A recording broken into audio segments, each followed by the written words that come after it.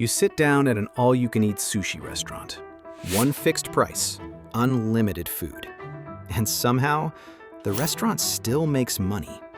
That feels backwards. If quantity is unlimited, cost should explode. More plates should mean more loss. So why doesn't it?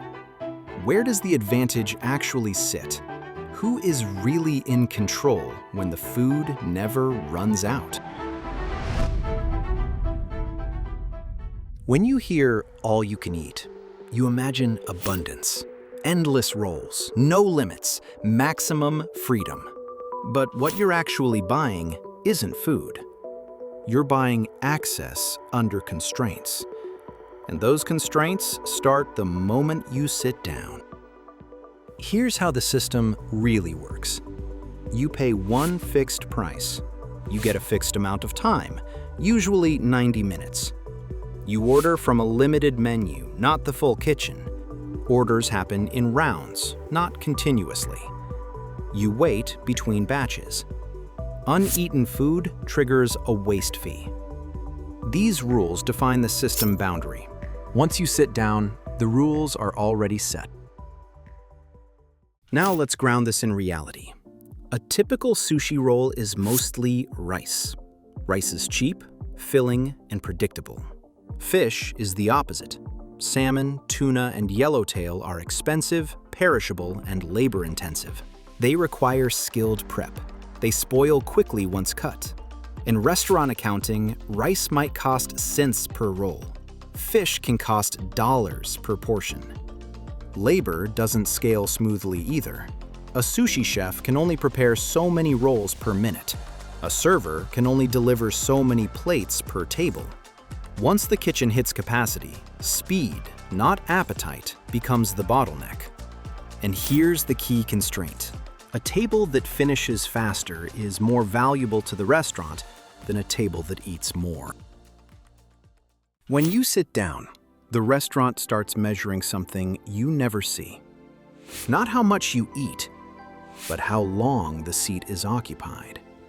That seat has a maximum revenue per hour. Once you've paid, food volume stops mattering. Time becomes the limiting variable. If you linger, the restaurant can't seat the next customer. If you finish on schedule, the system works. This is why time limits exist. This is why orders come in waves. This is why delivery feels slightly slower than you expect. The system isn't optimized for appetite. It's optimized for turnover. Control doesn't come from rules. It comes from design and how people predictably respond to it. The menu cleverly favors rice-heavy, cooked, familiar items. Those fill you quickly and feel safe to order. Premium fish appears in smaller portions, limited sets, or requires more waiting. Rice creates early fullness. Large menus create decision fatigue. And waste fees don't need enforcement.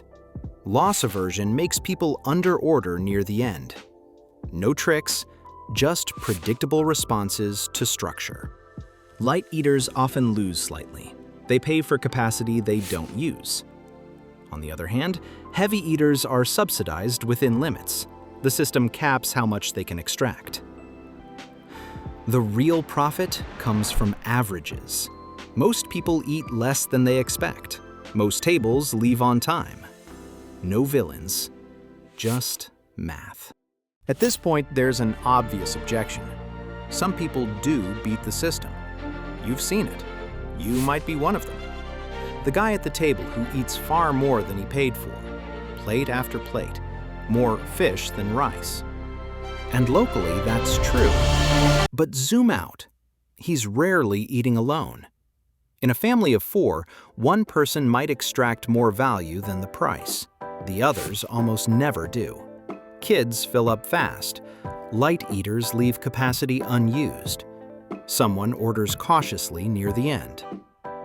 What the restaurant loses on one seat, it quietly recovers across the table. This isn't a flaw, it's the design. The system doesn't require everyone to lose. It only requires the average to hold. And across hundreds of tables, the variance cancels out.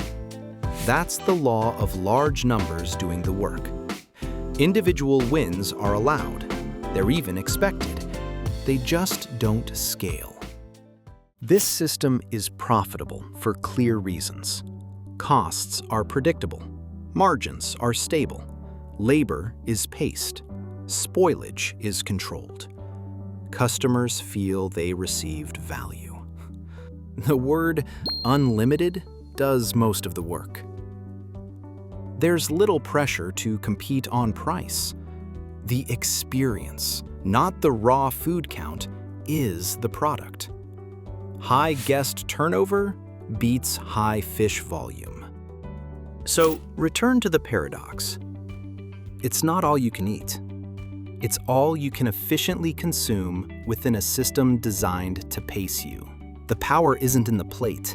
It's in time, design, and human behavior. Unlimited offers don't remove limits. They just relocate them somewhere harder to see.